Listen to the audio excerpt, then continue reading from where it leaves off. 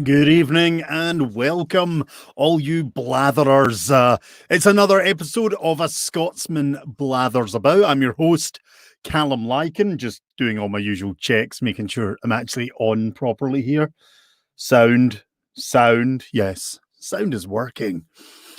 So tonight we have another episode of this new show that we're still trying to kind of structure and get together and make sure it works better. And, you know, after last week's show, I walked away feeling a little bit, well, unhappy, discontented, just didn't think it was quite right. And it basically came down to one thing: me, as usual, being random and blathersome. So I decided to hire a very capable researcher for this week who has given me a little bit more help and insight and basically just got me on the right path. And aren't wives amazing things? Yes, for those who are not married, I'm just going to say this to you now. That horrible expression, behind every good man is a strong, beautiful, sturdy, powerful woman. Damn it, they were right. It's basically the way forward. I'm just telling you guys, it's the way forward. It's like all those stories I tell where, you know, eventually, reluctantly, they go and ask the wise woman. And I've always said, just do it from the get-go, guys. Just go to the wise woman. It's the way forward. So there you go, folks.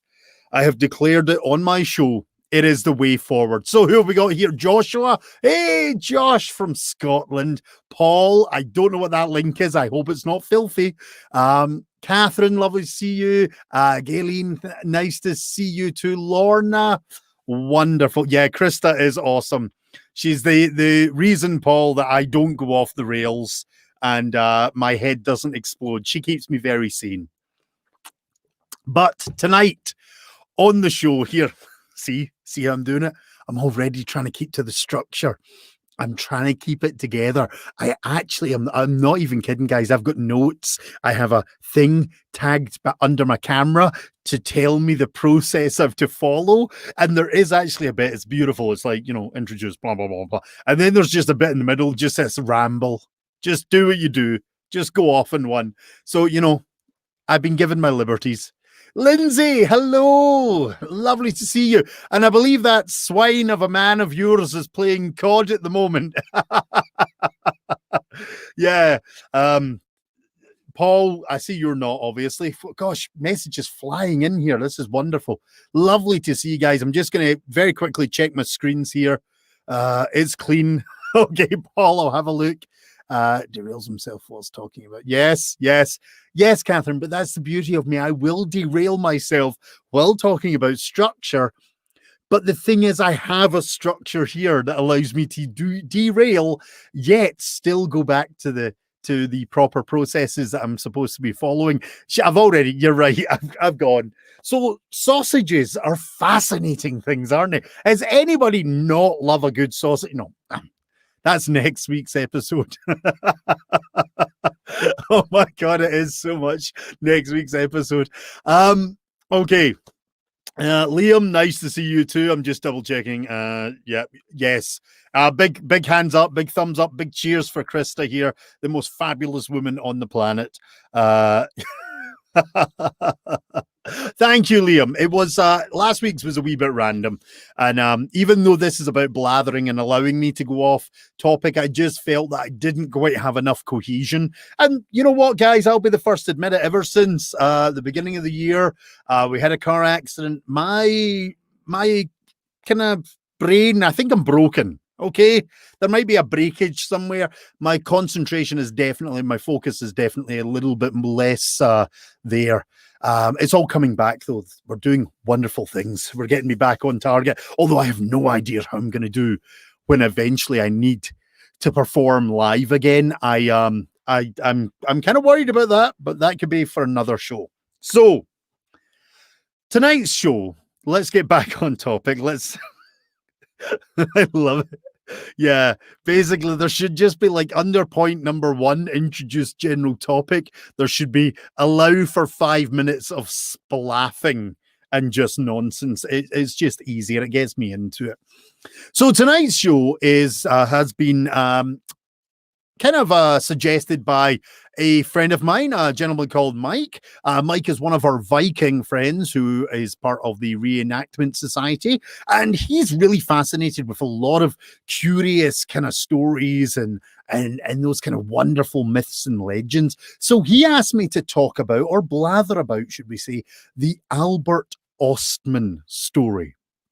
Now, if you're unfamiliar with the Albert Ostman story, we will get into that in more detail. But just to summarize it, it's basically about Bigfoot. It's a Bigfoot abduction. However, it was pointed out to me. Sorry, I have a very tickly throat these days. I'm not dying. Don't worry, I don't have the COVID. I do not have the COVID. I've been doing projects in the garage, and there's been lots of dust and metal kicking up. And me being me, I may have forgotten to wear face masks and literally have breathed in lots of lovely stuff, which no lungs should ever take in. But yes, the Albert Ostman story is all about Bigfoot, and it was suggested to me that maybe before we get into the Albert Ostman kind of stuff, I should maybe cover a little bit about Bigfoot. Now, I know that most of the Canadian followers will know about the big-footed ones, or as I think Lindsay and myself decided a couple of weeks ago on another live show, we're just going to call them big-feeted ones. We're going to pluralize it. I don't know if that's a legitimate pluralization, but we're going for it. So the big-feeted ones. And most of you will know about that, but some people may not be as familiar with Bigfoot. So basically, the Bigfoot phenomena, I'll be honest, is something that has fascinated me since I was a wee lad. I remember like going in those road trips with my family, and if you're unfamiliar with the UK, you know, we've got these tiny wee roads, but there's areas that are just very dense forest, very dingy, and then we've got these beautiful hills, and it's like Canada, but you know, with a lot more oak trees and a variety of trees in areas rather than sometimes here where you just get those beautiful dense pine forests. But I remember going on those trips, and I would always be peering out the window looking for strange creatures. Even back then as a young lad, I was really into kind of the myths and legends and the weird and wonderful. So we'd be driving along country roads. Now, I will say I was young, guys. I didn't know that there technically is no Bigfoot or Sasquatch sightings ever in my knowledge to be had in the UK. Okay, we have other creatures, but that's not one of them. But here I am. I'm peering out. I'm peering through the forests. You know, I'm doing that. I'm intensely looking out of windows, searching for any sign, just expecting one of these creatures to be lumbering along the side of the road, waving at me. But you know, that's youthful innocence, and I love it. And then that all changed when a movie came on the TV. Now, I'm not sure to this day what movie it was, but through my research, sorry, Nick, I wasn't sure if that was like but through my research, I think it might have been called a Bragg Creek, based on not Bragg Creek. Oh, not Bragg Creek. That's here.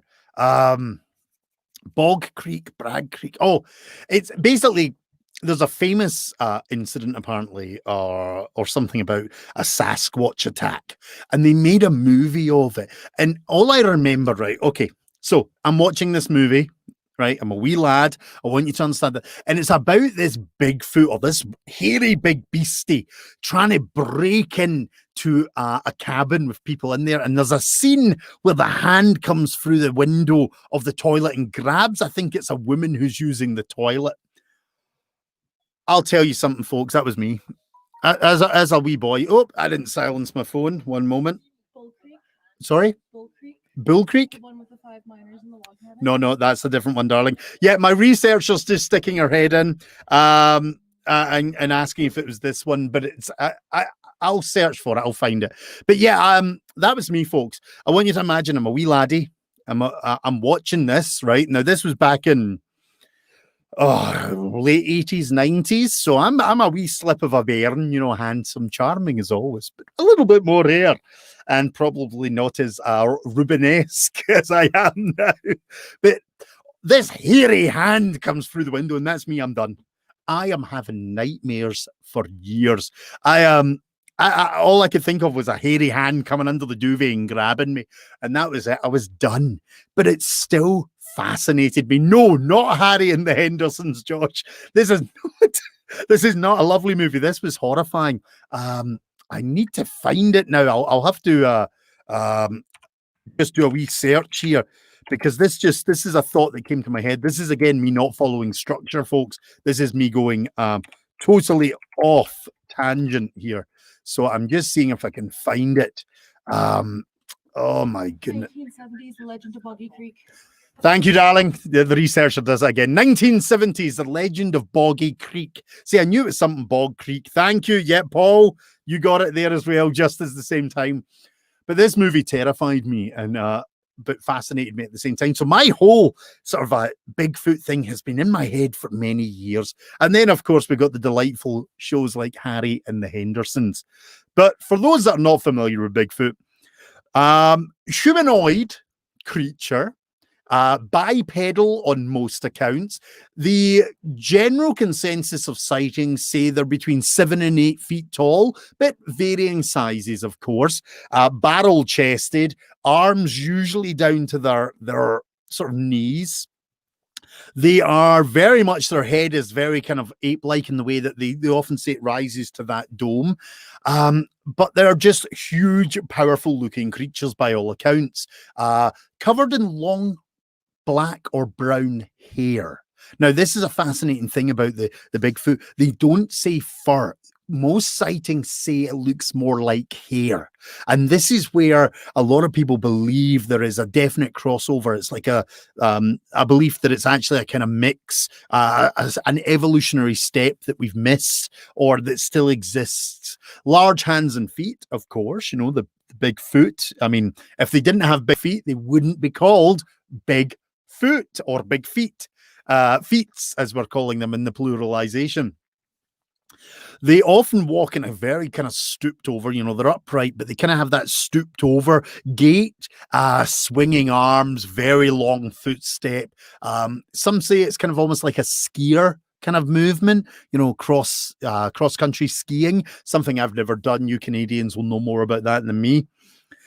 Considered fairly shy, avoiding humans, avoiding us, horrible creatures, basically hiding, but also curious. There's a very, most accounts say very curious. They've often said that people who have had these sightings have often said that felt like they've been watched, that something is peering at them through the forest or the areas that they're in. Location, though, is what I find fascinating, because we in Alberta have a huge area. Survivor Man, just again, this isn't something I'd even thought about. Les, I think his name is. Paul probably will be able to find this for me, because he'll probably kind of enjoy these things as well. Basically, a guy up he actually lives in Calgary, if I remember. He goes up and it's not far away. I actually know the place. I remember it. It's just up kind of in the Rockies. There's an area where apparently Bigfoot are commonly sighted here, but commonly more so in BC. North America is a huge area. The forest areas all the way down. California was some of the earlier sightings. So a huge kind of landmass. But over the years, Bigfoot's been sighted. It's exploded. It's basically all over America. In fact, I think the only place that has never been a report of Bigfoot is Hawaii. Maybe they're just not fond of the surf and the sun, you know. Yeah, not everyone's going to like pina coladas, folks, you know. Okay. Bigfoot is what we call them, but as I've mentioned, they're all often referred to as Sasquatch. Not that one, not the Man Tracker one, Paul. He's called Survivor Man, or the series is Survivor Man, and he's a Calgarian guy. I'm sure it's not Terry Grant. Maybe I'm wrong. You might be right there. I'm not going to look it up because I don't want to kind of go too off kilter here. All I know is that he's a bit of a very eccentric, excitable fellow, is all I'm going to say to you. Now, what's wrong, darling? So, what's happening now? My researcher's charging forward. TV Survivor Man Les Stroud. TV Survivor Man Les Stroud. I don't actually pay this woman to do this. She is running back and forth from upstairs doing like I went. Okay, so what's going to happen in future episodes? I reckon that Krista will be in the studio with me. She doesn't like being on camera, so she says she'll just sit in the floor beside me and basically fact check me, which is going to basically mean that the whole show is just going to be little comments from her going wrong, wrong, and you'll see a hand with bits of paper are appearing. Personally, I think it's going to make a great show because it's literally just going to be how wrong can Calum be throughout a show. It's going to be fun. Les Stroud, thank you, Liam. But yeah, so basically we've got a huge thing in Alberta with it. Krista will take Hamish's spot. I hope you're not calling her the studio dog. I'm going to get in trouble for that. But no, she's been amazing. She's helped me kind of get a lot of research, and what I'm kind of going through is stuff that she's helped me with today. But yeah, Sasquatch or Bigfoot, very much focal point in Americas. There are some sightings elsewhere, but they also, it's a huge, what I love about the Sasquatch and the Bigfoot is there's a huge historical reference going on there as well. The First Nations, the Native American legends, and please forgive me for using that term, but obviously I'm referring to a lot of the American ones, and sadly, you know, that's the term that's still used there. They have a huge wealth of legends revolving around Sasquatch. They've got stone carvings. They've got pictograms and all that all over the place of these wild, hairy men.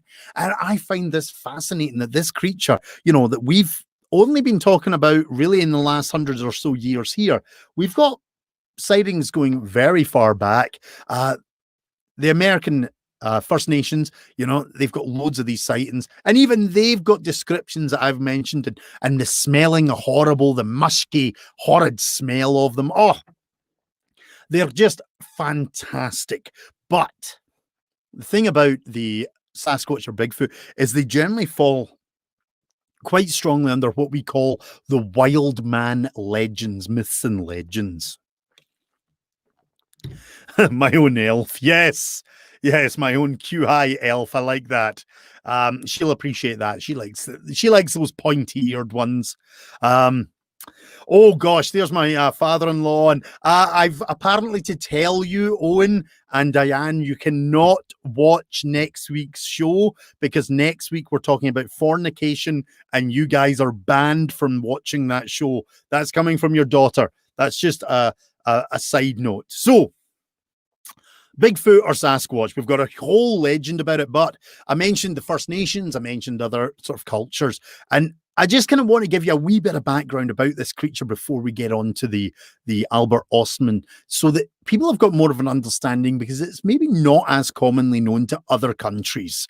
But what I didn't know is there are other similar creatures from other places with different names. So I have a list here, so I will be slightly reading this, folks. I'm not going to lie to you. I may also get the pronunciation wrong, but Boch is one from the Salish people along the northwest Pacific coast of America. So here we have some of the First Nations and some of the other names. Sitko, or, oh, how would I pronounce that? Tyasco, maybe. Again, you can look these up. I'm going to, on the show information, I'm going to put some of the links that I found for this show so that people can look this stuff up as well.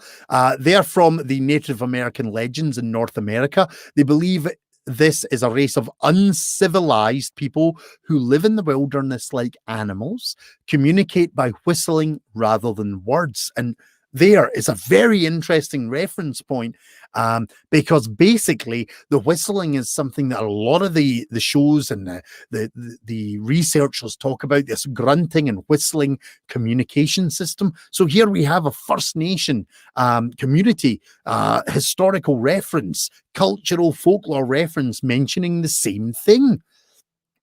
They would often play pranks, but had a long memory for revenge if angered, and would take children to be servants or wives. Now, this is something else that I've read about some of the First Nation references in folklore. There was a great fear within the communities, and the children were taught these stories that the wild men, these hairy beasts, would take them. So they had to be very careful where they played. And this goes back to the stuff that we've talked about in previous shows about some of the old folk tales, Little Red Riding Hood and things like that. Just, simply just these references of these old cultural tales. Now, this is one from Kentucky, and I'm going to say it's called Yeehaw, but I know it's not pronounced that way because I've actually watched a show with this one being referenced. But Yeehaw is the Kentucky name for Bigfoot and is attached to a report in the 1950s. But I do know this one, and I just can't remember how it's actually pronounced.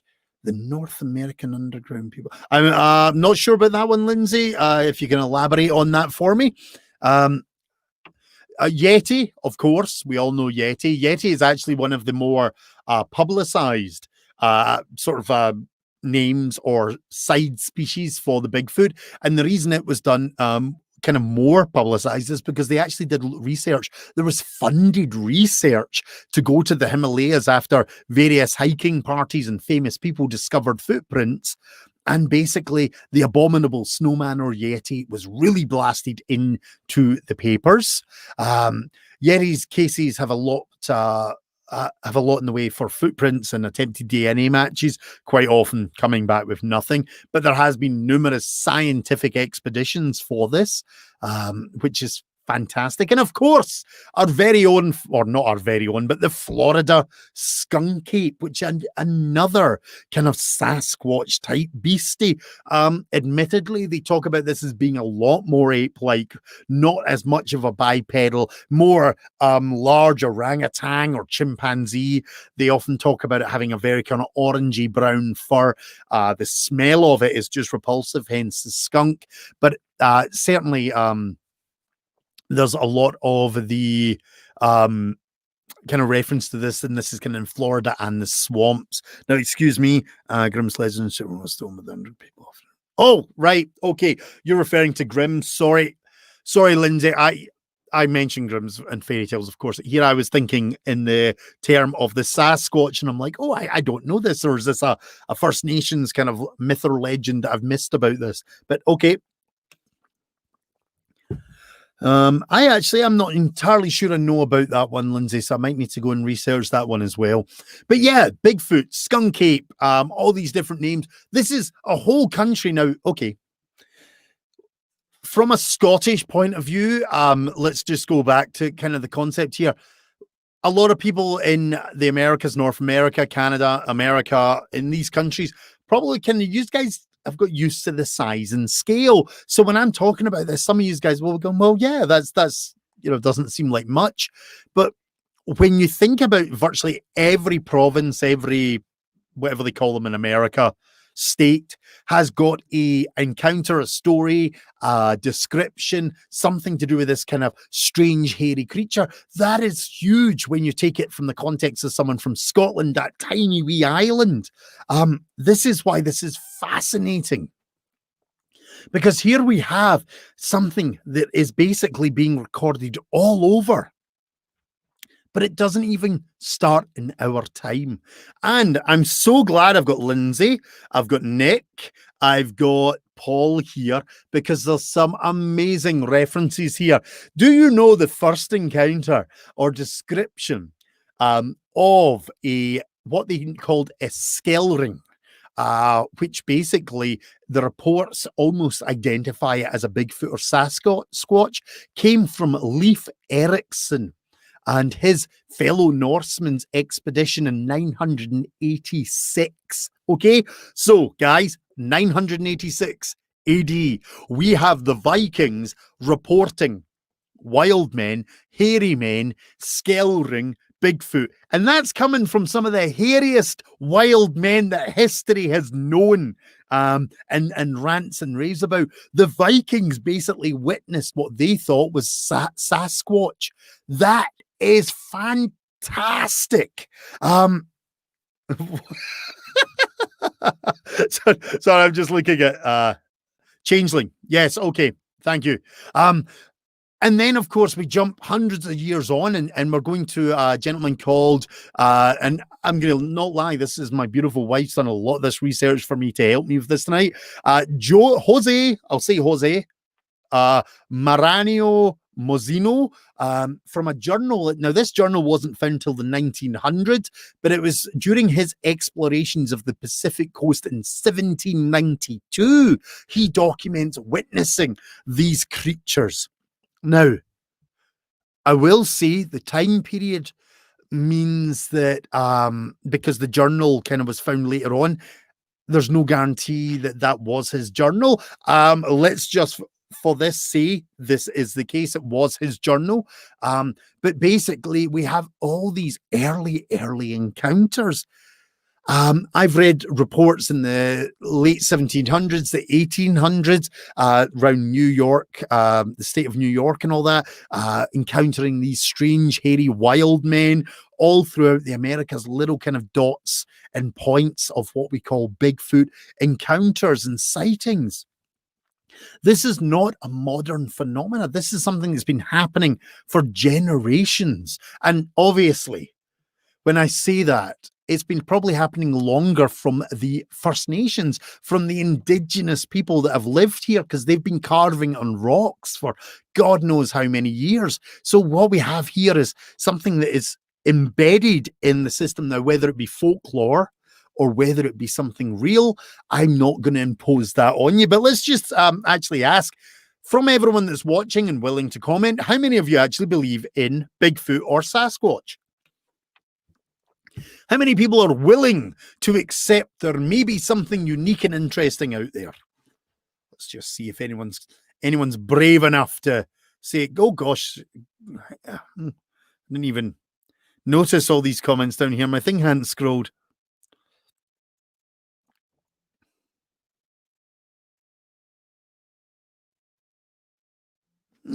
Yeah, that's right. The Skellering is that's also a name that we've used, for I remember referencing that in a Viking tale as well. That's very true. Okay, sorry, just reading some of the comments from Lindsay there. Yes, excellent. Nope. Okay, Paul, very honest. Lorna, yep. Chris is very willing to accept. You can hope. So they're a mixed bag, and I love that. So we have people that are just like, no, silly. Some people saying, well, yes, totally. And some people, hey, it's possible. And I'm a great believer that everything is possible. Modernism, technology, science is definitely making it harder to believe in things. But you know what? We can only but hope. But basically, the Bigfoot phenomena didn't really kick off in our times, in modern times, until the mangy bears. Oh, Paul. I love you, man. I just love your bluntness. It always makes me so happy. Mangy Vikings, probably. They got left behind, if you ask me. Okay. The Bigfoot phenomenon, it really came into kind of fruition in the public eye, even though there was newspaper snippets throughout the sort of 1800s and all that, little kind of connections. But it actually didn't come in until the Humboldt times in the 50s. Now, this is a more commonly known one where we have the logging camp that the workers all of a sudden, every time they would go to work, and this was in California, did I write down the name of it? Oh gosh. I didn't take the name of it. But it's fairly well known if you look it up. And every time they would go to work, they would find that everything was disarray. Things had been moved. Things had been kind of disturbed. And what they would actually then discover is they found these huge footprints. Now, this is the first account in the 50s of the term that is being coined as Bigfoot being used. Cliff, we did not need to know you were in the bath. I'm sorry, mate. Too much information.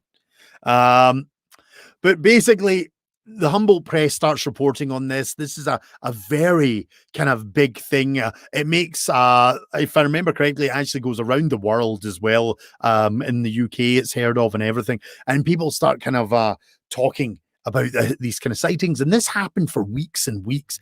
There's offers of money to find proper evidence of the creature. It starts a whole craze of people hunting. And then you get what is known as the oh my goodness, there's actually a name for them. Squatters, Sasquatch. Oh my goodness, I can't remember. But the people that then start to go in this kind of craze of hunting these creatures. Basically, this leads to the kind of 1970s craze, and the kind of legends of this beast, people kind of picking up sightings all over kind of North America. And of course, the kind of Bigfoot term coming in. But it's fascinating, this one site started all, and here's the crux, and I'm sorry, I've got to ruin it for you. The guy who actually ran the site, many years later, admitted he'd hoaxed it. He'd basically worn these big wooden feet that he created, and he planted these feet. And he says, he'd done it all over America, but it didn't make sense because there were sightings thousands of miles away, and these feet appearing thousands of miles away. So basically, there's still a lot of ups and downs. Did he fake it or not? At his site, we believe he did. But basically, the Bigfoot sort of sensation, ignoring that 1950s, there was so much going on. Settlers, hunters, miners, woodworkers, forested areas, people reporting strange sightings and footprints being found of these kind of strange, huge creatures that lumbered about. So Bigfoot, Sasquatch, all of a sudden flies into the world, and people start reading and hunting, and there's a few famous guys out there that basically dedicated their life to them. But then it happened, the most famous of all sightings, and the one that everybody knows, and it's nicknamed Patty, and that's the Robert Patterson footage. Now, Robert Patterson was an avid sort of Sasquatch hunter himself. He wasn't fully dedicated. He was kind of, all reports and accounts I've read kind of say that he was kind of part-time on it. He liked the idea, but I'm just seeing no one has seen them during COVID. Oh, very good, Stephen. They're the original experts at social distancing. But Robert Patterson is the man that kind of made history. And if you know the footage, it's that beautiful scene of very shaky camera work, because here's the thing, nobody can seem to hold their camera straight or get a good focus on one of these creatures, which, I'm going to be honest, you'll hear me be positive and pessimistic throughout these because I can't help it. It's me. I'm Scottish. I love to believe, but that side of my brain that just can't stop taking the piss steps in. But we have this beautiful footage of this, what is supposed to be a female Sasquatch, lumbering down the side of a ravine and disappearing into the woods. And it's an absolutely delightful piece of footage. And when you slow it down, it's very believable. People have tried to decimate this piece of footage for years. Basically, they said, we can see zippers, we can see this. But the reality is, when you watch it, it is actually very believable. Even I've got to sit back and watch this piece of footage and go, okay, the muscle movement, anyone that knows that works in a gym, anyone that does anatomy, they've already said, the muscle movement is there. If this is a suit, it is the most elaborate suit ever made. Even the movie effects guys at the time, a lot of them turned around and said, there's no way that this can be a costume. We don't know how to make anything this real, even though many years later men have come out and basically said, I made this. I rented one guy actually claimed he gave him a gorilla costume. Now, guys, we've all seen gorilla costumes, haven't we? Okay? Everybody knows what a gorilla costume looks like. And the time that this was filmed, which was, oh my goodness, I forgot to actually take the time period. It was in the 60s or 70s, if I remember correctly. There's not anybody in the world that can make it. Like gorilla costumes now in the movies, they're bloody impressive. They're not up to the standards of this. This is the only reason that I have a slight inkling that the Patterson thing maybe wasn't faked, because it really does look good. The muscle movement. There's even the reason they say it's a female Sasquatch is because there's actually movement on the breasts. Okay, let's not get into that. But it's a fascinating piece of footage. Many people have tried to replicate it. The gait, the walk. They say it's really hard to actually consistently keep that gait and walk flowing as in this movie or this little clip. So it is a really interesting one. Let me just see what's being said.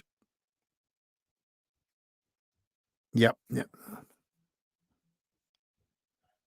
Yes, you're right there. Oh. 1967 is when Patterson did this video. Okay, 1967 is when Patterson made this video, caught this footage. 1967, let me see, what movies were out in 1967 that might come close to costume? What was that, darling? Planet of the Apes. Okay, there you go, folks. Planet of the Apes was a lovely movie, but you've seen the costumes in it. Okay, so if the Patterson footage is a hoax, somebody spent a lot more than a big movie company that was making a huge movie with Charlton Heston in it. Basically, they put out more money to make a fake or a Bigfoot costume than they did to make a $1 million movie. I don't know how much movies were back then. But anyway, Planet of the Apes. Oh, God, she actually gave me that information and I didn't even notice that. Dirty Dozen, yeah. So yeah, the Patterson movie is very interesting. But basically, it was a gentleman called Philip Morris. He basically said he designed and sold him a monkey costume back then. But the footage itself kind of speaks for itself. If it is a hoax, oh my God, like I kid you not, somebody went to a lot of money to make a hoax of a bit of Sasquatch footage. So that is the most common one. But the great thing about the Sasquatch kind of phenomena is it's, I mean, whether it's real or not, people believe. And the scientific community are out there trying to do it. We have organizations that aren't like scientists, guys like NABS, the North American Bigfoot Search, the Bigfoot Field Research Organization, the BFRO. They go out. These are guys, some of them are scientists, some of them are just kind of fanatic, wrong word, enthusiasts. And they go out trying to find fur and DNA and stuff. And the problem is, and this is where it gets interesting with the Bigfoot, no one's ever really been able to find stuff. There's been a couple of hair samples that have been inconclusive, but the biggest argument that skeptics have is there's no fecal matter, there's very little fur, they've never found bones of anything that would resemble it. So this is where the Bigfoot kind of myth and legend starts to fall apart. However, if they are an offshoot of humanity, they might have burial rites that we don't know. We could walk into a cave one day somewhere or an underground passage and find loads. Many fur samples come back because they're actually black bear or deer. Yes. Yeah. I know that. Right. You're just, she's getting now pernickety, folks. Right. I'm going to have to fire my researcher. She's now getting pernickety. A lot of the first samples, she has corrected me, come back as black bear, etc. But there are some that have come back inconclusive because we don't know what they are. But the reality is, whenever samples are taken in, more often than not, they're actually a species that we already know. But there's guys out there, they're working hard, they're researching. The Les chap, the one that Paul mentioned earlier, there's people who are passion. Okay, Lindsay, I will not fire her. Oh God, I'm getting threats not to fire my researcher now. But anyway, let's move on. the other problem with the Bigfoot thing is, okay, so we don't have samples. No one's been able to find any conclusive evidence. We've got a lot of shaky footage. But going back to the Nessie show, there's also idiots out there that for some reason just go out of their way to fake stuff. Unnecessary. It's almost like they're looking for their wee bit of fame, or they're just trying to basically, try and desperately prove it's real. Yes, I do need an earpiece. We should get a walkie-talkie system. Oh, yeah, showing my age there. One of these kind of hoaxers was the guy called Rick Dyer. He actually did it twice. This is the worst bit. Not just once, twice. 2008, 2014. He claimed to have killed and saved a body of a Bigfoot. I mean, really? Killed and claimed, saved the body. Both instances were proven to be a hoax, of course. The first one was just a rubber costume. I love that. I mean, it's like, if you're going to try and do a hoax, don't just make a rubber bloody costume, folks. Go out and hunt a few beasties. Get a license. I don't condone killing animals. You know that, especially bears. Oh, just huggable, cute bears. But, at least go out and get some proper kind of meat substances. Go out and buy like 100 pounds of beef and basically pack it onto a frame. At least try and make it look bloody and messy. Don't just have a what was it, a blow up bloody doll or something, probably? Sick man. But anyway, sorry. Basically, the first one was a rubber costume, honestly.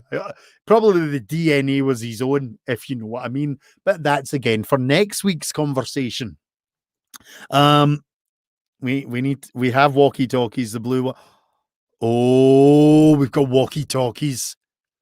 Rubber ducky, 10 for rubber ducky. I think we got a convoy going. Oh my gosh. I'm so excited now. Okay, I can't open those links at the moment, Paul, so I'll have a look at them after the show. Bears are just big forest puppies, and they are big forest puppies, aren't they, Jacob? They're beautiful. I'm just so gonna hug one. Basically, I'm gonna bring one home to be Hamish's brother one night. It's gonna be fine. The landlords have agreed. Okay, so going back to the sick DNA rubber sex doll that he tried to basically make a Bigfoot body. That was his first one. The second one was also debunked. And again, it was just some pathetic attempt to create some sort of weird looking Sasquatch kind of body type thing. But get this, they actually are still waiting to see if he's going to try a third time. And I love the fact that the Sasquatch enthusiasts and researchers are basically kind of going, okay, what's he going to try now? And I have just given him, if he's watching this show, I've just told him what to do. Basically, get your rubber sex doll and pack it with minced beef, maybe some elk steaks, go buy some boar meat. Basically, just get a plethora of different meats and make it a kind of sexy meat doll. At least, that's what to do this time, Rick. Make it a sexy meat doll, shave your pubic hair and your chest hair and just dab it on, put some mascara on it. Basically, make it as appealingly hairy and meaty as possible. Give it a bit of a musky smell. It'll be an absolute delight. And I kid you not, it will fool those researchers. If you have a hairy, sexy meat doll, basically that you say is a Sasquatch that you've killed, spray it with some musk, get some skunk in there, maybe rub your own body odor on it. I don't know, do whatever sick, pleasant shit you want to do with your hairy, sexy meat doll, Rick, and basically tell the Sasquatch researchers you have killed a Sasquatch. They're going to believe it. Okay? End of story. Let's move on. Yeah, my mind's broken, clearly. Okay, let's get off of Rick, because clearly this man really is pissing me off with his fakes and his crap fakes. However, there are some wonderful people out there as well, folks. There is a scientist by the name of Melba S. Ketchum. Hopefully I've pronounced that correctly. And they've been doing a research using 100 DNA samples. So there's actually scientists out there, genuinely intelligent people who have studied, researched, they have gone to university, they're not interested in sexy meat dolls, and they're actually going out and trying to find proper samples in the hope of proving that maybe there is a creature we don't know about. You know, we find them all the time in the depths of the ocean. We find them in different places. Extinct creatures are reappearing. So they are at least trying to be sensible. They're not saying that there is something. They're trying to prove it in the scientific way. Her theory, though, is that Homo sapiens mates with primate. Oh, right. Homo sapiens mated with primates ages ago, creating a line that would relate to the Bigfoot that we have today. So when I said sensible scientists, I might have overstepped the mark a wee bit. No, I suppose that's a reasonable thesis, a reasonable kind of concept. You know, there would have Homo sapiens mating with primates. You know, folk like to get funky. You know, shit happens. You know, they're smoking the peyote. They're having fun. Boom. You know, we've all done it, guys. You know, we've all woken up next to something we didn't expect to wake up to the next morning. It happens to us all. Okay, let's move on again. But no, basically, they're at least there. I mean, to be honest, the reports from this particular scientist, you know, there are some holes in the scientific research is being said, but they're out there, they're trying. It's called the Sasquatch Genome Project, if anyone's interested in researching more about that. Let's just see. Did I go too far with my sexy Sasquatch sex doll? Okay, let me just have a wee look here. Okay, yeah, okay, Jacob, I'm leaving that comment alone. Bears need love too. Some kids sold a meat packed for Dot on. Oh, wow, really, Nick? That's awesome. $1,000. So was it shaped like a sexy fur doll? Oh, I love it. Fucking kids are great these days. Oh, yeah. So a reenactor after a long event weekend. Correct, Lindsay. We've all been there. We know what they're like. And the reek is probably similar to a Sasquatch. Okay. I mean, sorry, I hope not. Put the headphones back on just in time to hear the words. He's sexy. Yes, Mike. You asked for this subject. I'm going into a bit of background on Bigfoot before we get into the actual main kind of point of this show. But to be honest, they're so interwoven, it's very important to kind of cover them all. So yes, Hairy Sexy Meat Doll is now going to be the new title of the show. Well,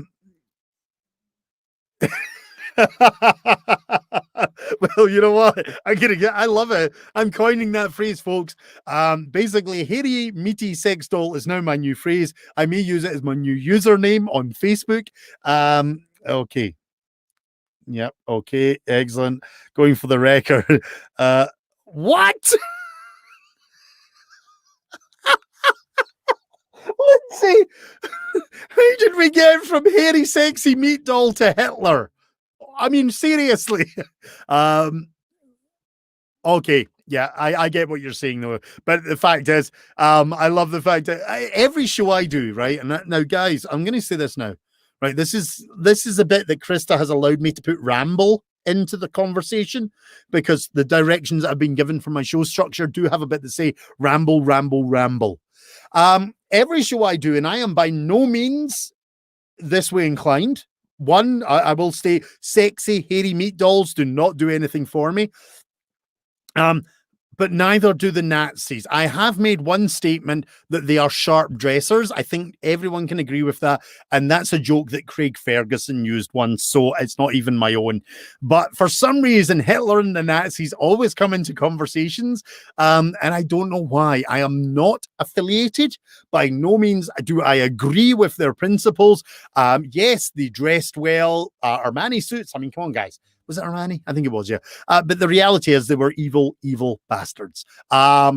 they're the type of guys that probably would try and have sex with Sasquatch, because Hitler himself was into the mystical stuff. He was always looking to increase the master race. However, I suppose it would need to be a blonde Sasquatch for his kind of preferences. Let's move on now, folks. Yep,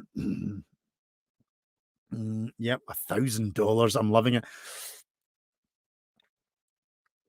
Yes. Oh, yeah. No, I remember that actually. Yes, Lindsay, the chimp sperm insemination thing. I actually remember reading that something about that. That was it was very strange. In fact, there was a basis for a movie on that, or a TV series in the UK that was based on that as well. The child came out human looking but had strength and anger of a chimp.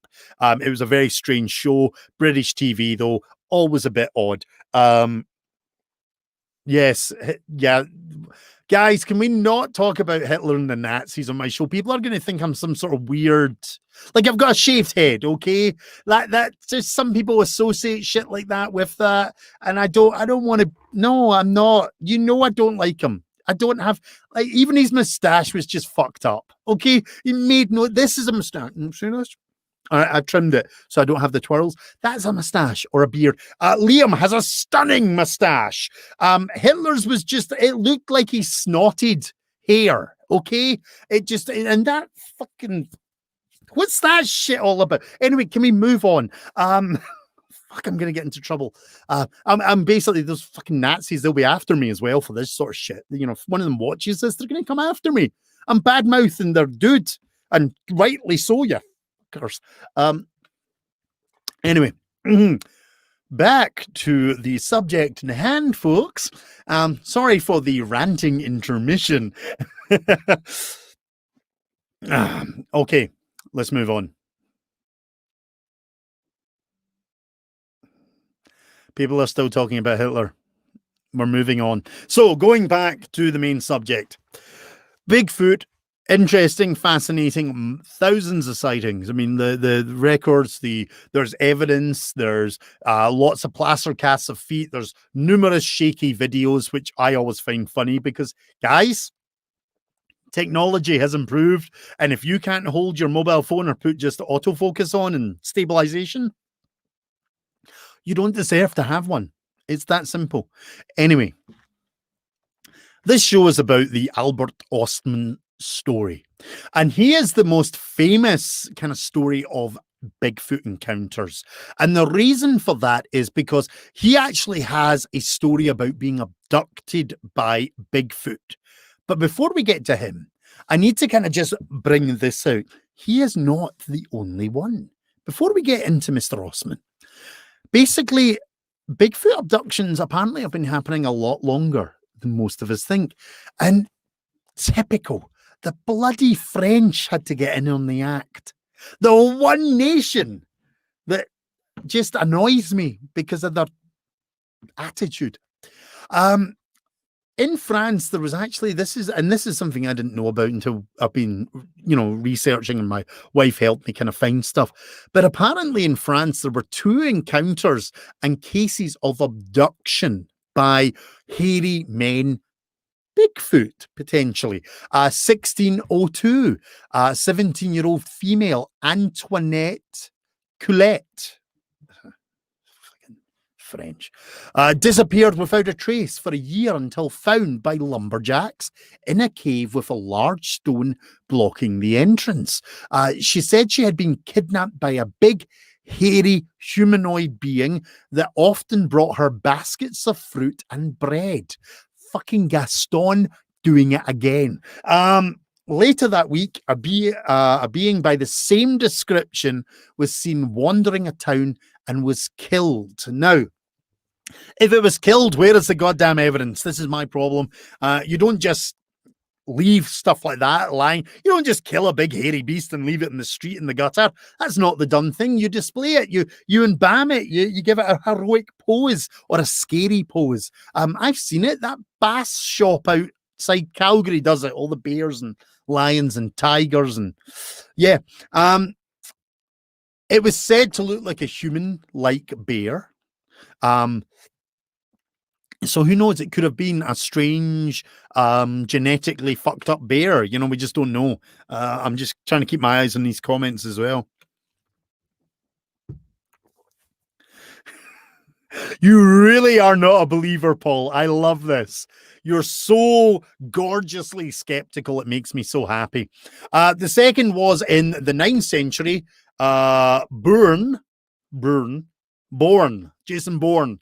We now have Jason Bourne, but apparently he wasn't the real Jason Bourne because he was a lumberjack. He was kidnapped and taken to a cave which contained more creatures for an hour before being able to escape. 1871, a 17-year-old woman named Seraphine Long was taken for a year. Now, get this, guys, a year from Morris Mountain, BC, on her own back door. This one's a bit more serious, so I will take a serious moment. She claims to have been raped, dropped back from where she was taken, and later gave birth to a deformed baby. So here we actually have a very curious case, and I think it's the only one of its kind where we've actually had, something like a sexual encounter, rape, sadly, and a baby being born from it.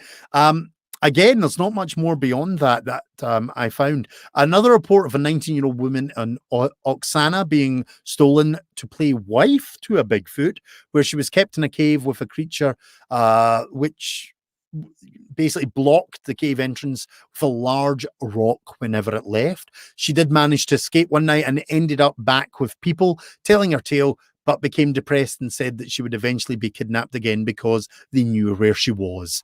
She did apparently eventually disappear, but who knows how much of the tale was true. So we have numerous encounters of kidnapping. And this is what fascinates me. Again, 1920s, there was a couple tending animals in Sierra Morena Mountains. Now, this is in Spain. When a woman was kidnapped and raped multiple times by Bigfoot and eventually gave birth to a strange, hairy child that was deformed with long arms, a hairy body, and an ape-like mouth that she named Anika. I think I know of that one. I think I remember that. There's more and more and more and more cases, and that's what's fascinating about this. But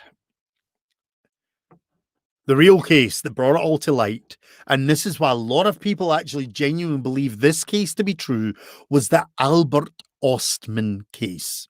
Now, Albert Ostman, I'm just going to double check here because I think he was Swiss. I'm just checking. I remember catching, I don't even think it says here now. I've got one of the pages open, just doing a double check because, oh gosh, I think if memory says he's Swiss Canadian, something along those lines, and he was a lumberjack in BC. He had decided basically after working for many, many months that he would give himself a holiday.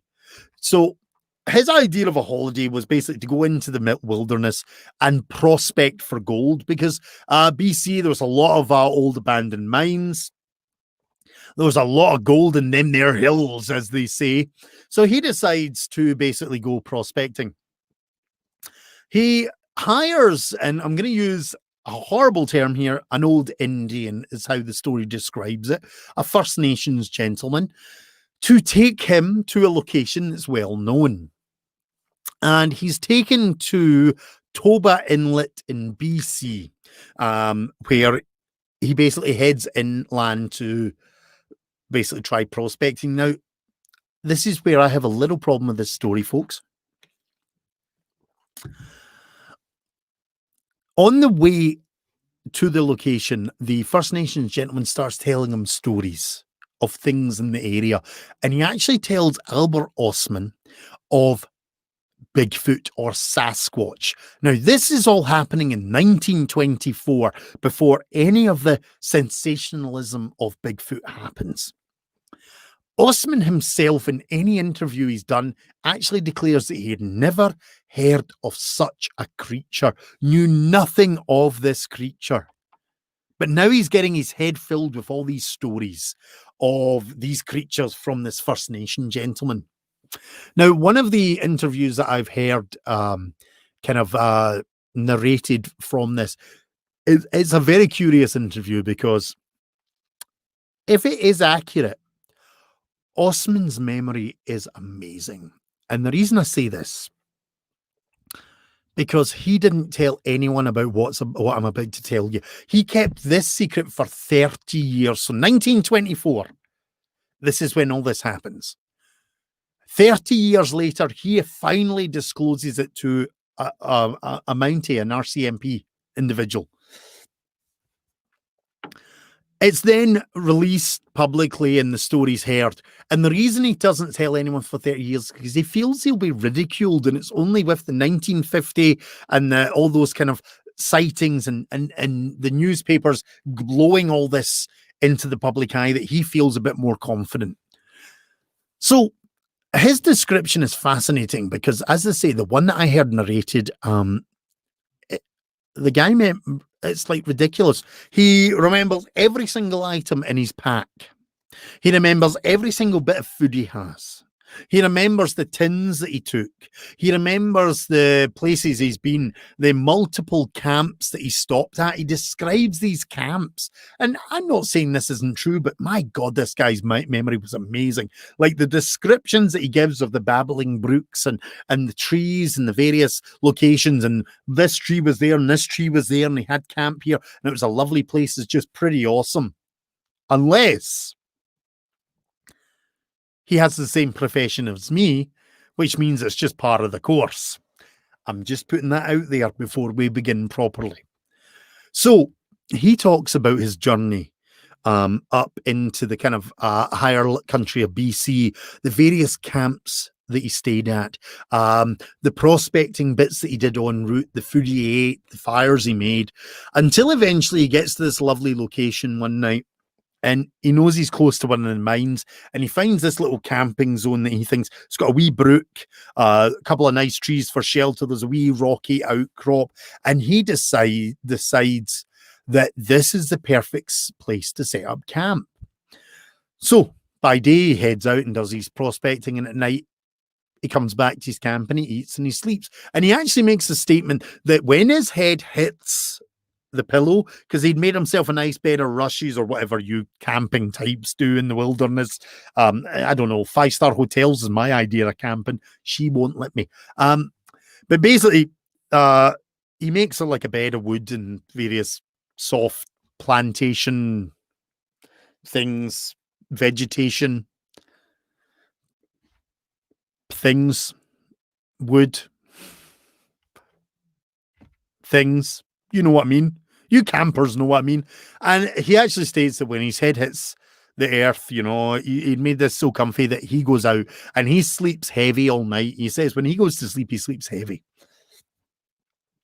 And he wakes up the next morning and discovers that his campsite, okay, so guys, he's sleeping open in a sleeping bag, no tent, right? Just, I mean, it sounds terrifying, you know, no tent, you know, no door, no barricades, no electric fence. He's just in a sleeping bag or whatever on the ground on some wood. Just very uncivilized. It's probably very dirty as well. No shower, no toilet facilities. I mean, heaven forbid. And he's sleeping there, and apparently something comes into his camp that night and rummages through his stuff. And he finds this very curious, but he immediately puts it down to a porcupine. Apparently they're quite curious creatures and they'll rummage through things. So this happens, I think, 2 or 3 nights in a row until one night actually he realizes the next morning that it's not a porcupine because his bag that he's hung up on the tree with his food has actually been turned upside down and everything's spilled out. And he knows it's not a porcupine, but he also realizes it's not a bear because apparently bears aren't the most... Oh, bears are a wee bit antisocial. They're hooligans of the forest, by all accounts.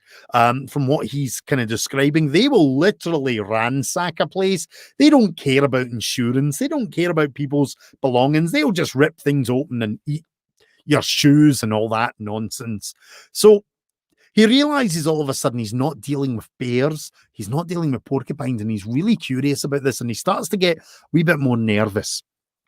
Now, On the fourth or fifth night, if memory serves, fourth night, I think it was, he decides he will basically try and stay awake. He packs his stuff up all fairly tight, close to him. He actually takes his rifle and he puts it in his sleeping bag with him. His shoes, he's always slept with him at the bottom of the sleeping bag because apparently porcupines go after leather or something. Porcupines, like, they've got a foot fetish, apparently.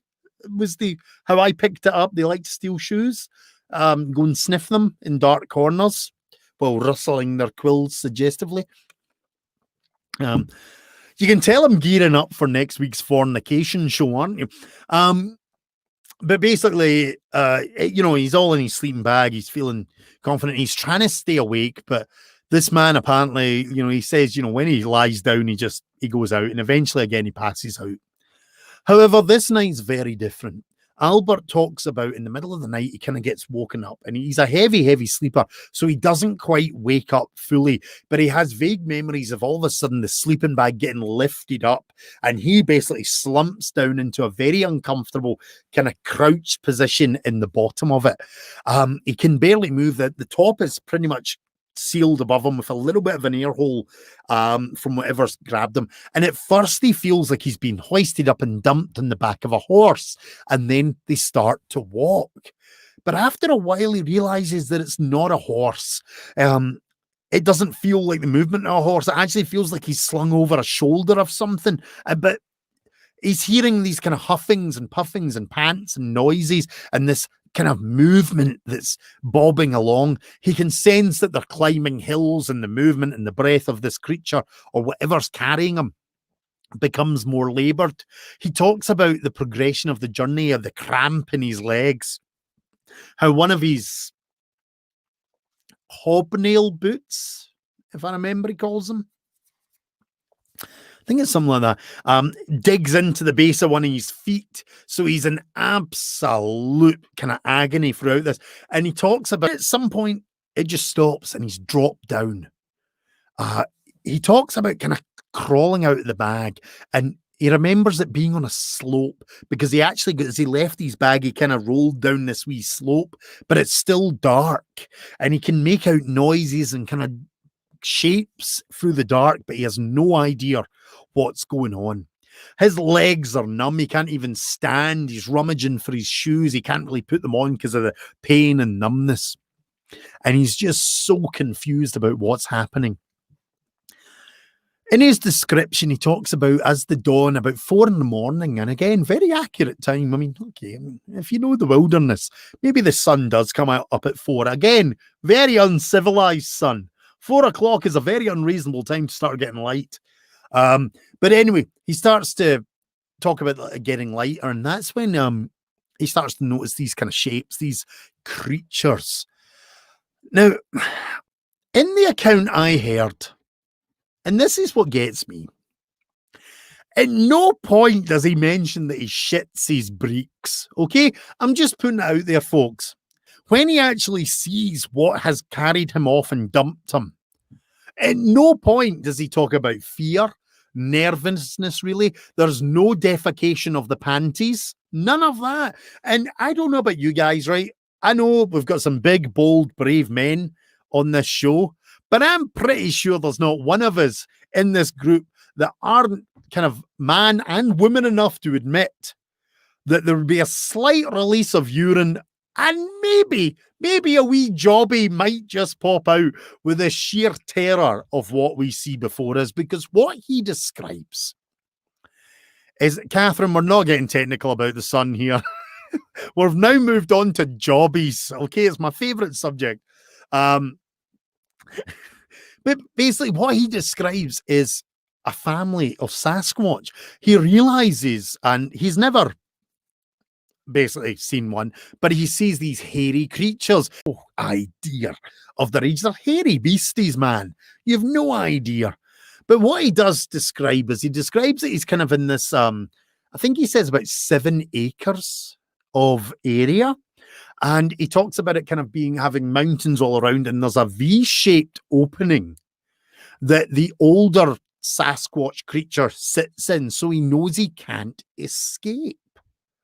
And At no point in any of this description is he basically saying, and this was about the point that my knees gave out to me. I shat my breeks, I pissed my pants, and I started wailing like a wee bairn because I realised I'm surrounded by 4 gigantic hairy beasties that I have no idea of their intention. And I love the fact that this guy's so blasé about this whole thing.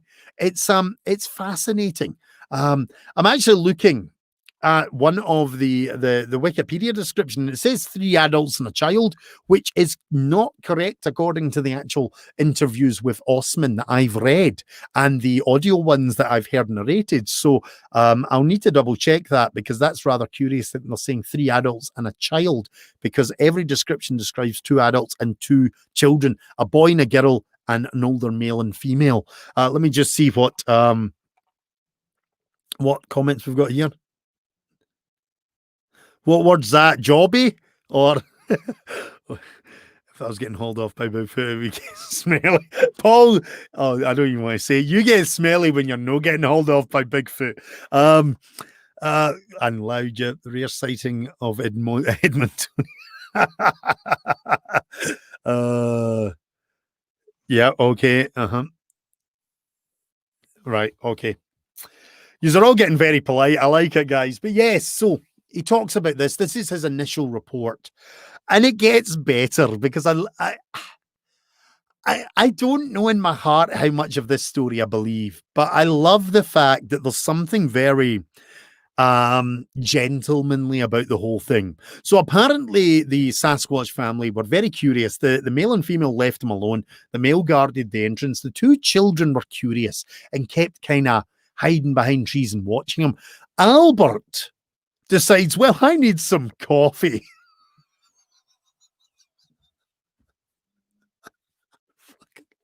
I'm sorry, I'm laughing. I should be trying to make this a much more serious show, but you've got to see you've got to kind of picture this, guys, right? And this is how my mind's working. Here we are, right? We're in this lovely clearing. He describes it, this kind of opening. It's a kind of beautiful greenery and trees and all that. And he goes, now I can't remember if he went to the east side or the family stayed at the east side. But basically, he's just rolled out his sack, his sleeping bag. He's just got feeling in his leg. He's just noticed this group of hairy beasties, and his first thought is, God damn it, I need a cup of Java. Yeah, I need some Colombian roast.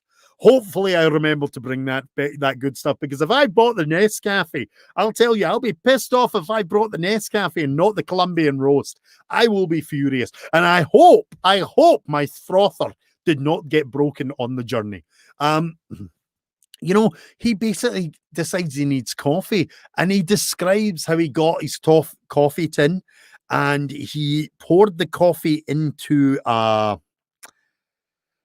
handkerchief or something and tied it up, and then he went to see if he could find some water.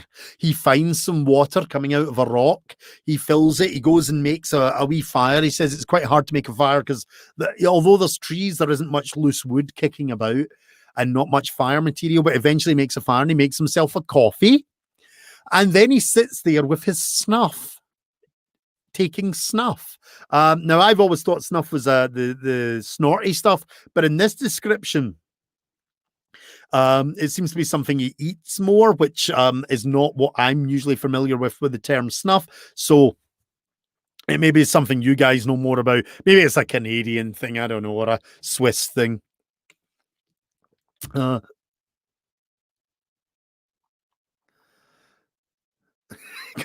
Coffee is how you get job.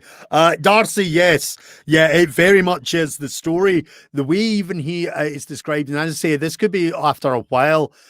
Snuff is chewing tobacco. Is that it? Because they've always described it as a powder, Lindsay. That's why I've always been curious.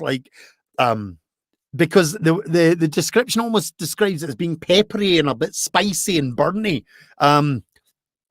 Which is why I've always thought about the more snorty, snuffy stuff, not cocaine, snuff. But yes, Darcy, it's a very much the descriptions of the story that I've read and the recordings are very much in their time. There's a dignity about it. It's that kind of idea of, I might be terrified, but I'm not going to admit that I may have shat my breeks. It's it's very poised. So Albert says he sat down and he drank coffee and he had his snuff and he surveyed the area. And this goes on for about 6 days. Apparently, the story actually indicates that he was in captivity, we'll call it. Although he kind of says that he was free to roam about, there was no aggression, there was curiosity more about him, and he was in this captivity for about 6 days. So here he is, and he's eating whatever supplies, because very fortunately, the Bigfoot that kidnapped him, the father Bigfoot, was considerate enough to bring his supply bag as well. So he grabbed Albert and one of his kit bags with some food. So he had things to eat, but he talks about how the family would bring him sweet grass. That's one of the things that he does talk about eating. And other kind of twigs and leaves and other things that they brought, which is obviously in their dietary requirements. He doesn't talk about any aggression towards them. He doesn't talk about any fear about being eaten, because it looks like, by all accounts, from what he says, that they're very much omnivores. They not omnivore, herbivores. They eat twigs and stuff. They don't. There was definitely no carnivorous inclinations with them. So basically he lives this kind of very strange life, being supervised and being watched. And he says that the big male was very curious. The young male was quite curious. He would go and do stuff like get water and come back and they'd be slightly rummaging through his pack and all that and the stuff that he had there.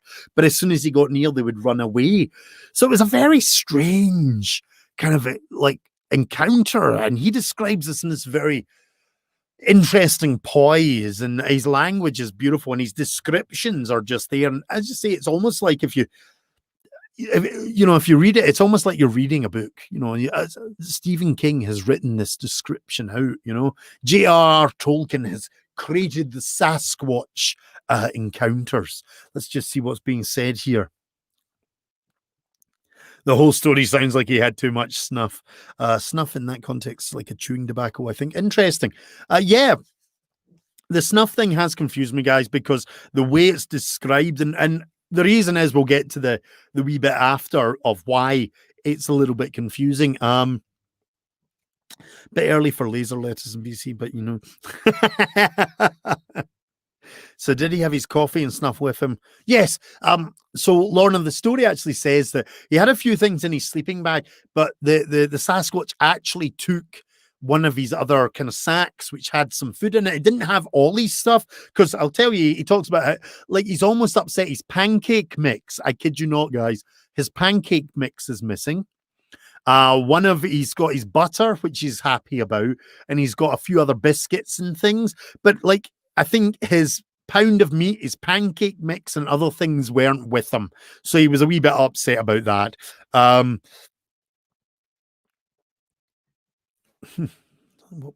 Oh, excellent. Sabe. Interesting. Thank you, Darcy. That is so right. Sabe, another term. That is fantastic. Yeah, I know. The lack of pancakes, I would be well raging. I would be in that father's face saying, you better go and make me some. Anyway, basically the story continues, and Albert talks about this encounter and his language, and throughout this now, one of the things that gets me is one of the accounts I've read, he talks about how he started to plot and plan because they were always curious about his snuff. And in one of the encounters, and this is what I don't like, and I don't know if this is an accurate depiction or not, he mentions how if I could only get them to eat the snuff, that would make them sick so I could escape.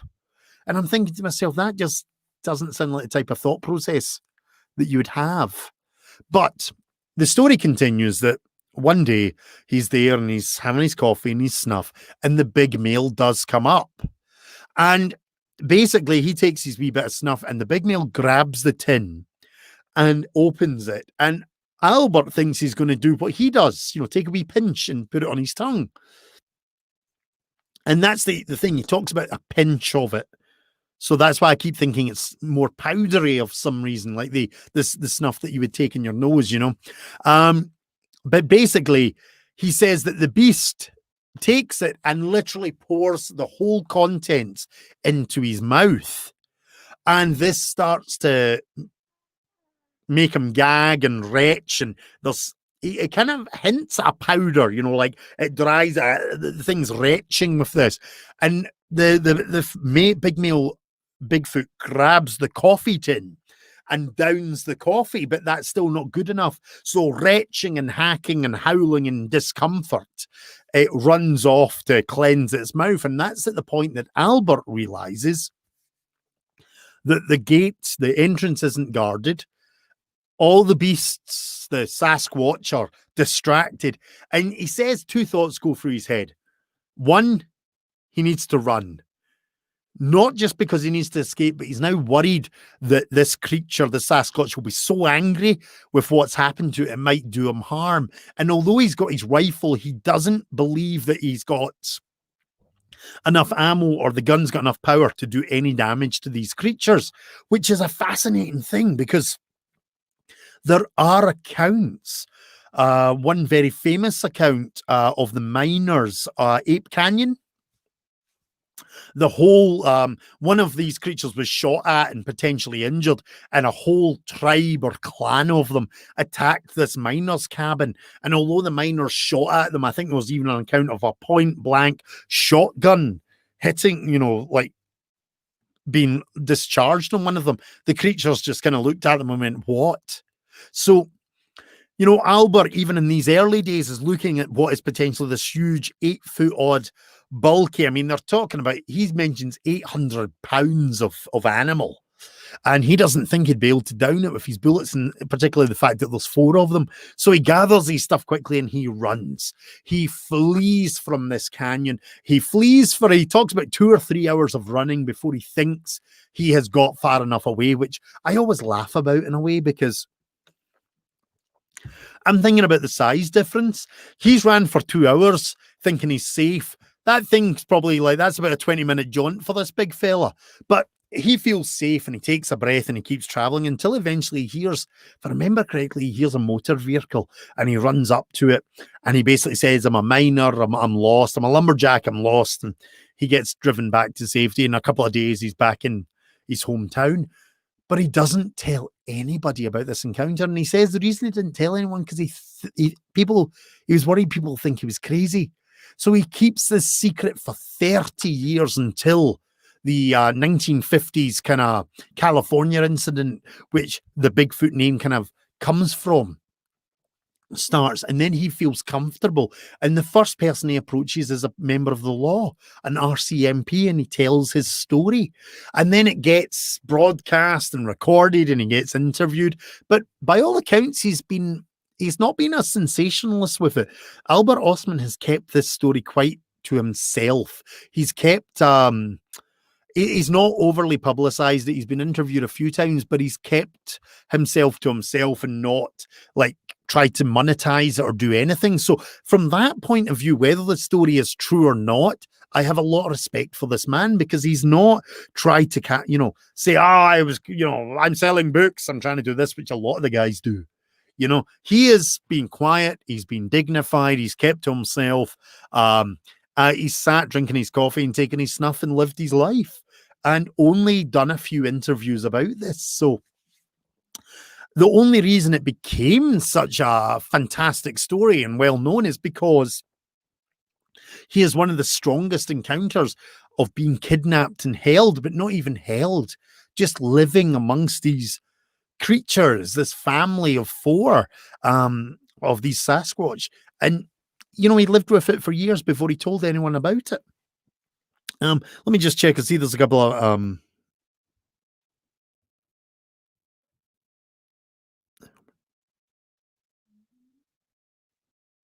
yes, that's a very good way of putting it. Magnetic, I'm just going to call you because that's a beautiful long name.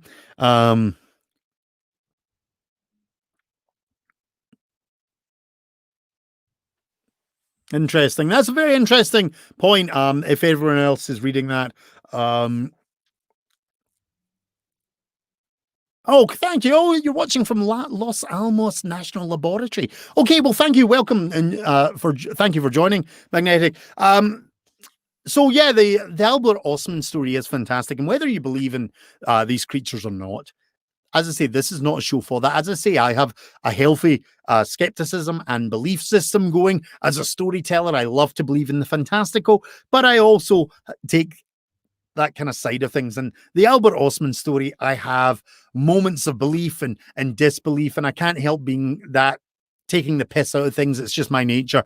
But I do find it fascinating. There's a certain dignity about the way this gentleman took and dealt with this encounter, and the fact that he held it for 30 years. And that's actually probably the one thing that gives me a little bit of doubt about this, because that whole 30-year period of rehearsing, of practicing that may have been there, he may have created a story, and particularly from hearing other encounters and things. So he may have just created something to get a little bit of fame. But then his actions contradict that. So he's a very curious individual. And I like this story a lot. Sasquatch are definitely one of those creatures that are fascinating. They hold a lot of captivation, whether it be fear, whether it be a primal kind of fascination, whether it just be you want to believe in there's more to this world. And I've said this many times, if this is as good as the world is, guys, and I'm going to say this to my dear friend Paul and other people who are unsure, I'll always say these things, and it's not trying to force any belief. I always like to say, if this is as good as the world is, holy shit, we're in trouble. Particularly now with COVID and that, if there is no magic left in this world, there's nothing to believe in, then we're in real trouble. And I know that eventually science may turn around and say, these things don't exist. There's no way this creature, it was a lovely idea, but it's been proven to not exist. And when that comes, if it comes, that's fine, as long as it's 100% guaranteed, because I'm a great believer that, we have still got vast tracts of land, vast areas that something like this could exist. There is also another thing that people have brought forward, and I'm going to throw it into this show tonight. I don't like it. And the gentleman, I forgot to actually get the gentleman's name who first came up with this theory, but he was a very curious character. But there's also a train of thought that says that the Sasquatch are trans-dimensional beings. They actually come from a different dimension. Now, that's a little bit more sci-fi than I would like to believe. I would like to think if these creatures exist, they are much more based in the, shall we say, the physical realm of our world. But there is definitely a belief that says that they actually come through portals into our world. And this is why we can't find them, because they're visitors from another dimension. The only decent side of that I liked was, when you walk into an area in the woods and you get the heebie-jeebies. Do you know that feeling? You just know something's wrong. You're not, you're not in danger, but just it feels off in your gut. You just feel nervous. You feel a wee bit unsure. Well, the only theory about this that I liked is that those are the areas that those dimensions exist. And that's the only bit I could believe, because we've all had it. You've walked into an area and you just your heckles rise. That ancient fight or flight instinct kicks in and something just doesn't feel right. And that's the only side of this principle I like, because I get that. There's, maybe there is something wrong. Maybe there is something more to it. I just don't want to think that if this creature does exist, that it's dimensional time traveling sort of thing. I just don't like that idea. I think we'll stick with, there is definitely, if it exists, it's a real physical master of hide and seek, because let's be honest, if it's been observing humanity, guys, if you'd been observing humanity, would you really in your hearts want to meet us, want to actually say, hey, I'm here, knowing what we are? Because we're not exactly the nicest creature on the planet. We're at least intelligent enough to know to do better, and we still don't. It's I don't want to get into too much of that, but you know what I mean. Let's just see what's being said here. Who's tearing me apart in a horrible way for my views?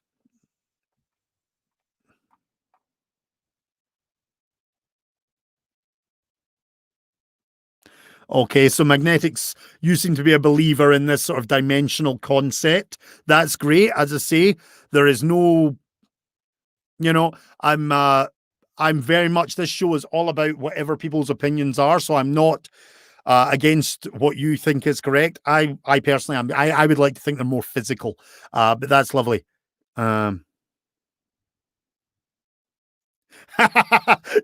Dark Sage, I love that. Thank you. That is, yes, you're right. What if you are from a different dimension and you have, or you've seen my show in a different dimension? In that case, I hope it's still as randomly, just nonsensical as it is in that dimension. That's wonderful.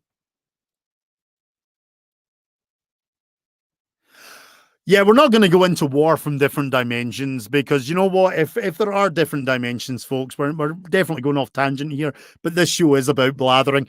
If there are different dimensions, I'd like to think that the creatures, species, races from those dimensions would look at us and just go, "Yeah, yeah, they just let them burn. They're going to do it themselves. Like we can't be bothered dealing with them because, yeah, we're making a mess of it ourselves."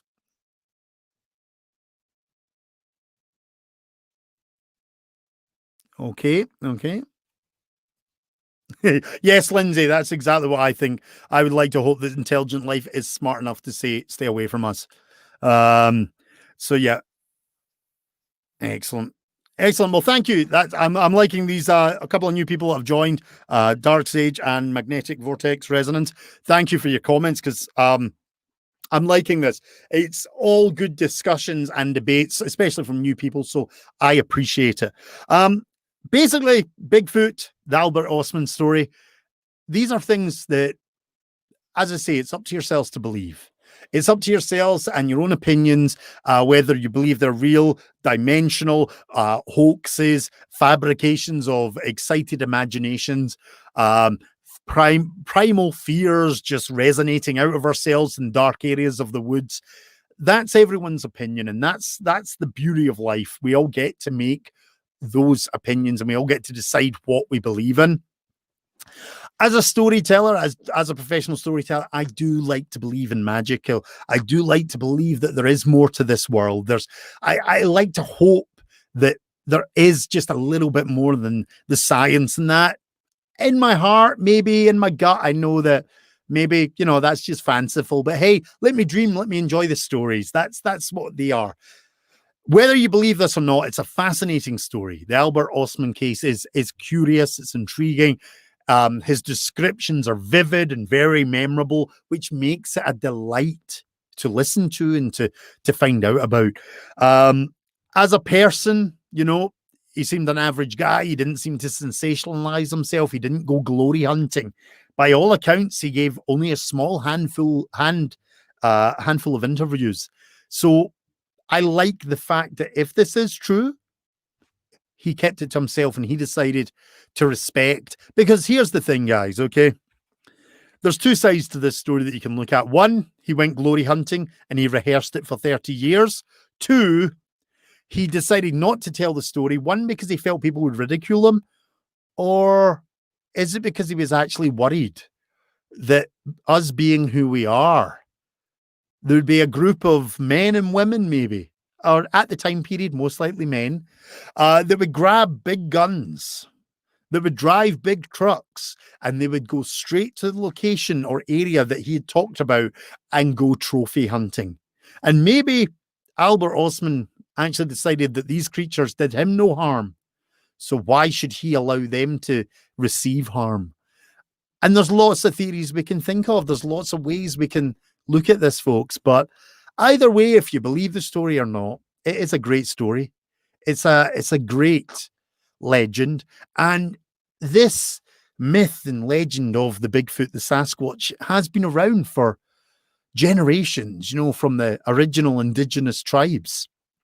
And people, sorry, tribes is probably a very derogatory term. Sorry, just being from Scotland, clan, tribes, etc. It's common tongue for me.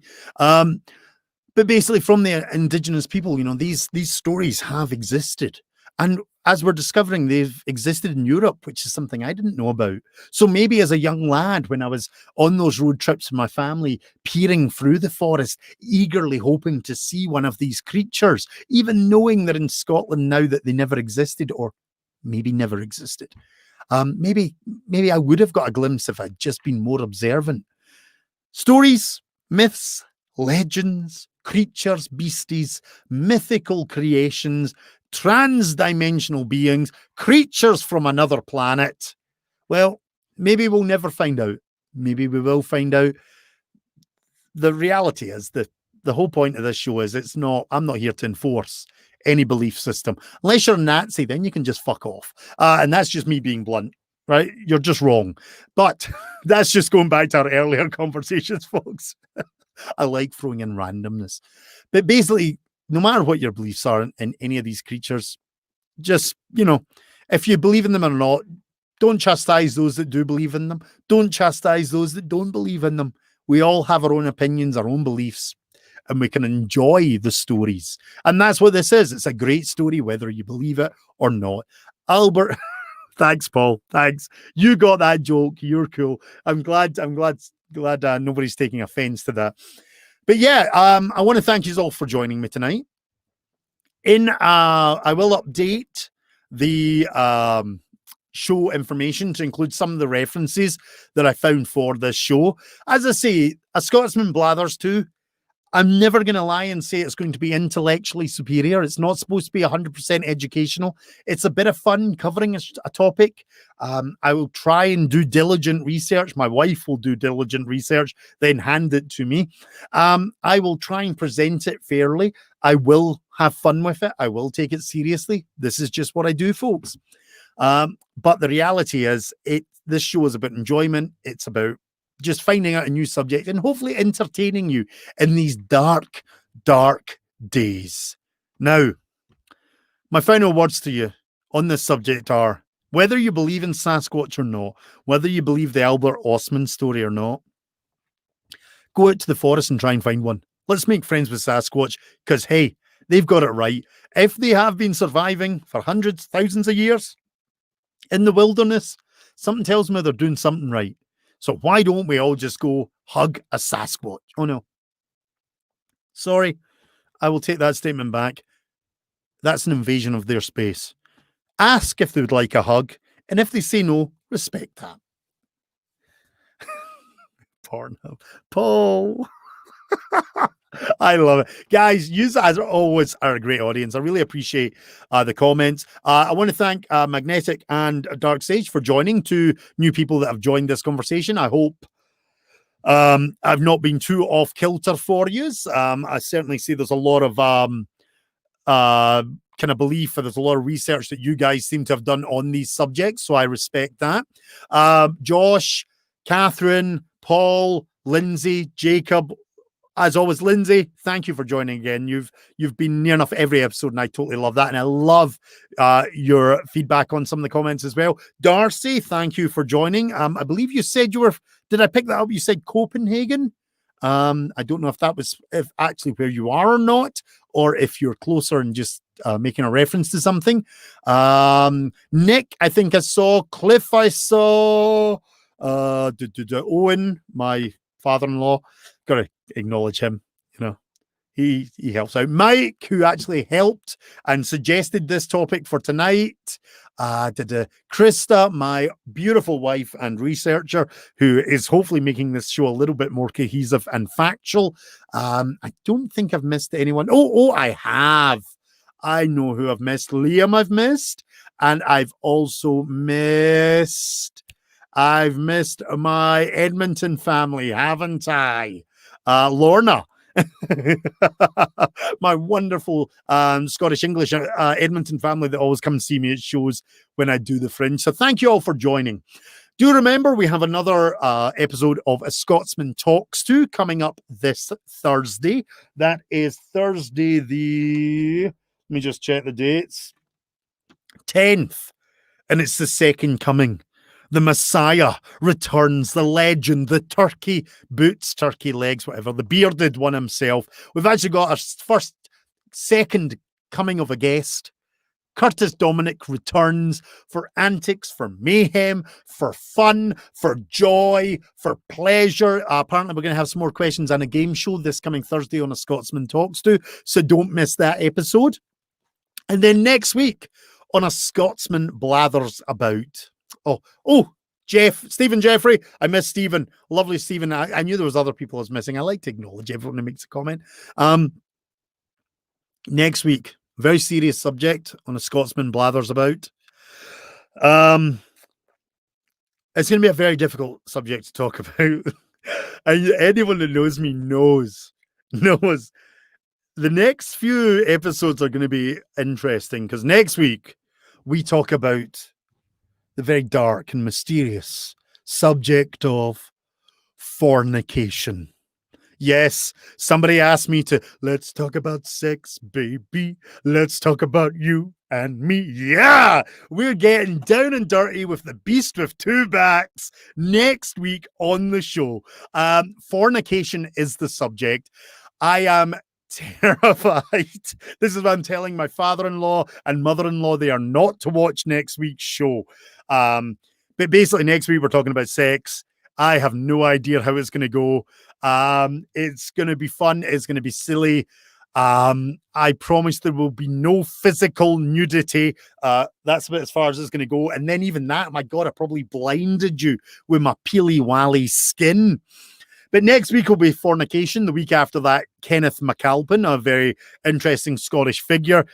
And then the one that most people have been waiting for, I know Paul and my Viking friends are all excited about the 6th episode of this show, because we're going to be dissecting that historically accurate, that incredibly powerful, that movie that made Scotland famous, Braveheart. Yep, I am going to be literally... Wait a minute.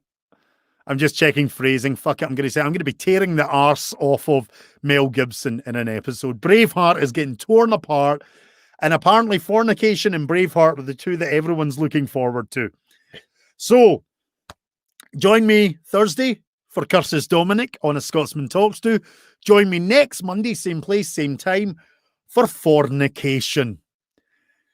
Hi. Oh my God. I'm a good Scottish boy. I don't even know what that word means. Honestly, I'm an innocent little Scots boy. I was raised right. You know, I don't even know what fornication means. And I think my wife's on her way. So I'm going to get signed off quickly before she comes in and makes a comment at me. Ladies and gentlemen, thank you for joining. I'm roasting, I'm melting in here again. The studio is getting warm. I want to thank you for joining. Hopefully this episode has been fun, a little bit educational, a little bit silly. Everyone that's commented, thank you very much. I really appreciate you joining me. Oh my goodness. I didn't mean to take this much time. I've obviously been having fun.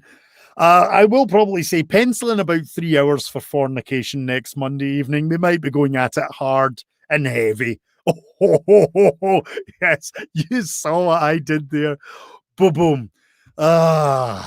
Nicholas, what zone are we going to be in next Monday? Nick, come on. What zone are we going to be in next Monday with fornication? You can see it.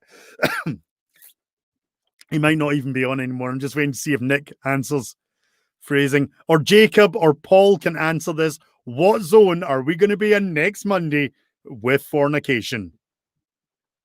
I'm not leaving until someone answers. I'm waiting. I'm going to wait and see if any of them get it. You know, actually, this just proves that Nicola... Okay, darling, yes, my wife threw it out because no one else is answering. We're going to be in the danger zone with fornication. The zone of danger. Thank you, Paul. I keep forgetting about the delay. Folks, thank you for joining. It's been an absolute pleasure. I am a sweaty mess. Next week, I will be a moist, sweaty mess talking about fornication. It has been a pleasure. Much love to you all. Thank you very much for joining. This has been A Scotsman Blathers About. I'm Calum Lykan, and I'll see you all next week.